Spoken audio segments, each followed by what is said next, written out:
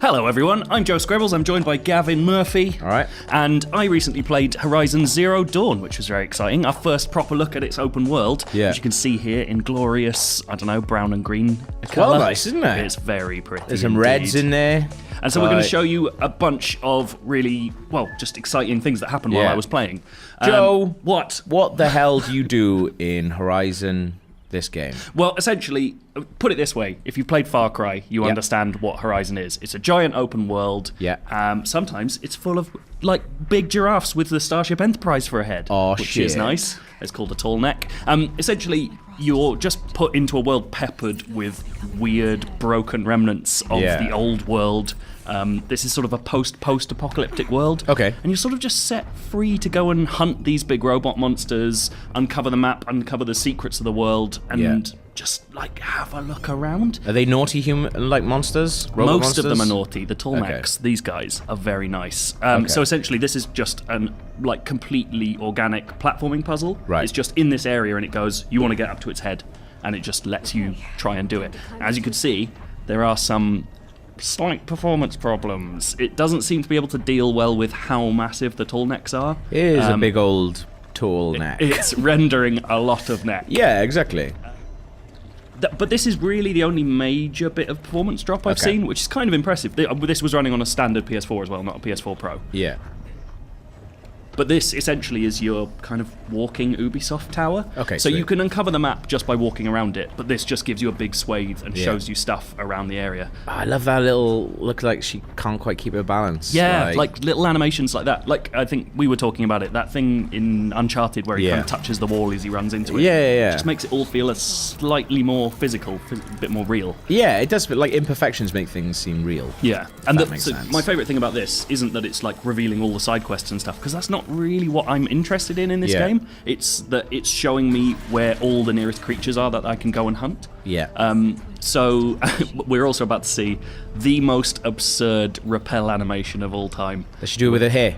No, she doesn't, unfortunately. Oh, yeah. What's that? This game, it's a very realistic approach to hunting and stuff. She nearly kills herself every time she jumps off a cliff or a tall neck. That does seem like it's adding an element of danger that doesn't need to be there. Absolutely doesn't. Aloy's a thrill seeker.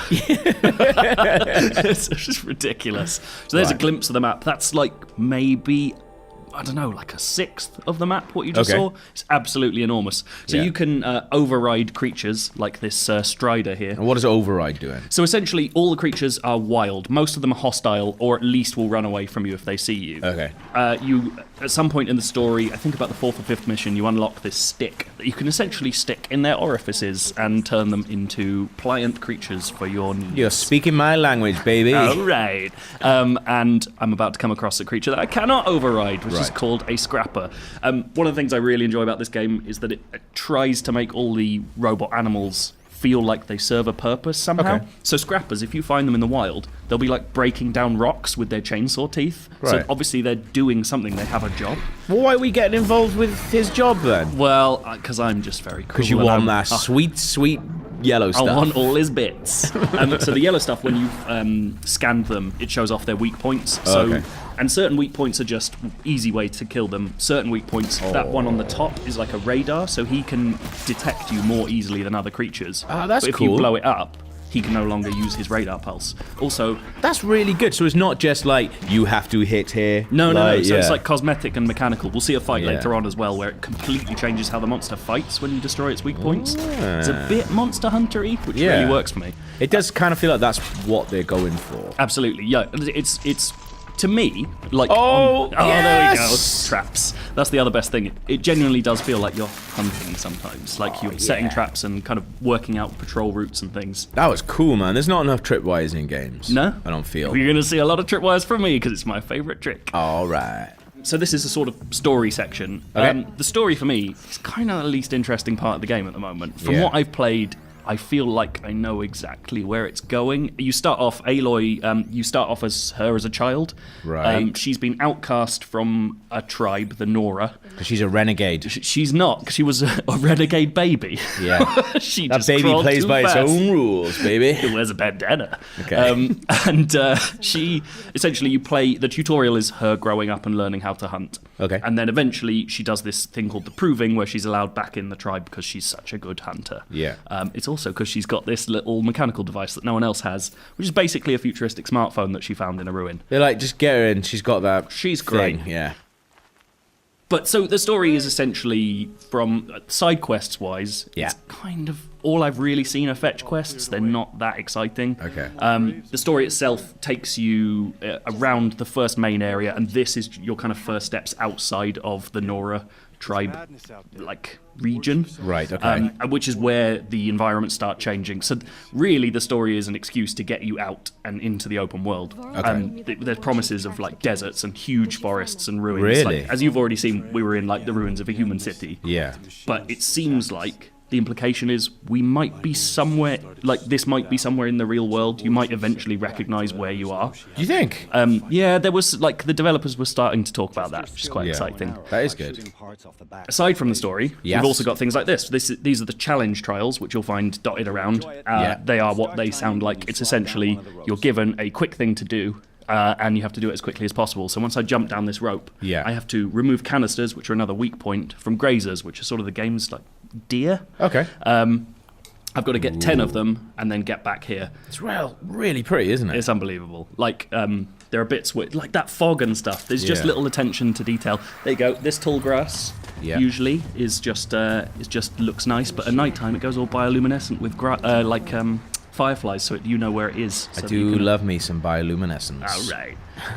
What you're going to see here is me completely failing to hunt well for quite a while. But then you redeem yourself. I will so eventually it's redeem fine. myself. Yeah. But this shows off a really nice feature. One of my favourite things about this game, that was terrible, is Get him in the face. the herds, all the robots, because they're designed to work together. So, like, these are digging, by the way. Yeah. They serve a purpose.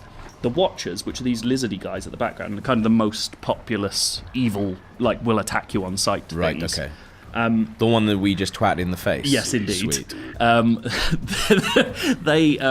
They all work together. Okay. So they've got, like, symbiotic herds. So if those scrappers that you saw earlier were in this herd, Yeah. I would have to stay further back so it didn't radar pulse me. Ah, yes. Whereas Watchers will skirt around the edges of a herd, and if Oh. they see you, the herd will all run away together because it alerts them.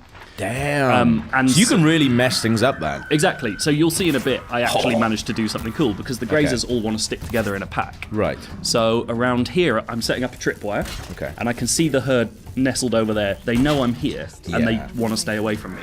So yeah. here, I'm running round the side of them, Yeah. and I want them to run into my tripwire. So you can just yes. mess with how these creatures work and all their relationships to each other. That's so smart. And there we go. I've got one with my tripwire. He's now really easy. And my terrible bow skills don't need to be used anymore. I've got a perfectly stationary little grazer to get. That's really good.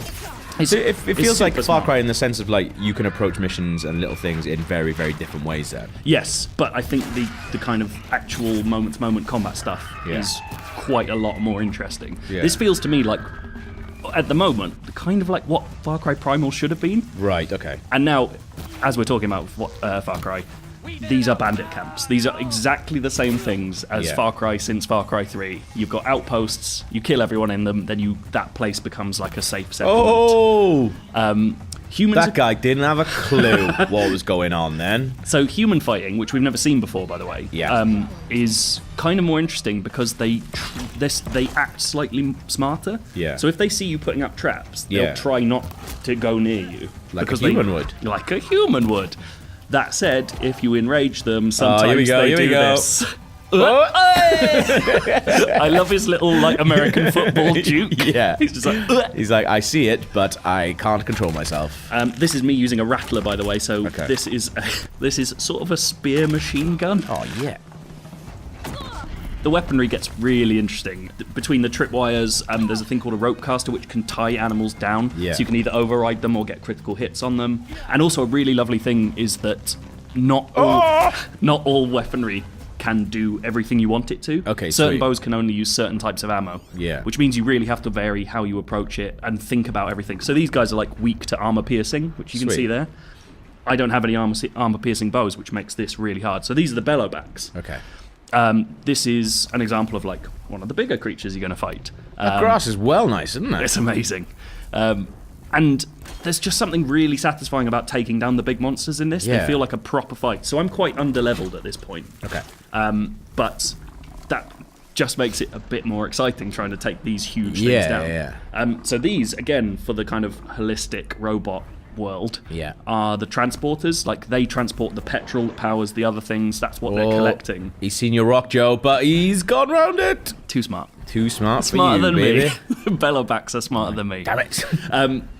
But that means that they're full of petrol that they can fire at you. Oh. But as you'll see, those sacks, because they have to be expandable, are weak points, so you can take them down quickly. Once you take them down, they can no longer spew fire at you. Yeah. It's this like really nice interaction between how things look, how they work, and then what you can do to change Seen your them. rock again. Oh, he's missed it. No, he hasn't. Nice. So yeah, I've taken him down. I can like absolutely pepper him with Rappler shots. Oh, that's cool. And now his ass is on fire. His big ass. That poor guy, he had no idea that was happening when he woke up this morning. He's like, I'm just going about my business, canning around my petrol ass. Bam. No, you're not. I think I said before, like, it doesn't feel like any of them are like fodder. It feels like they're all proper fights. Yeah, and as you'll have seen all the way through, because I've taken a lot of hits because I'm really bad at this game. Yeah.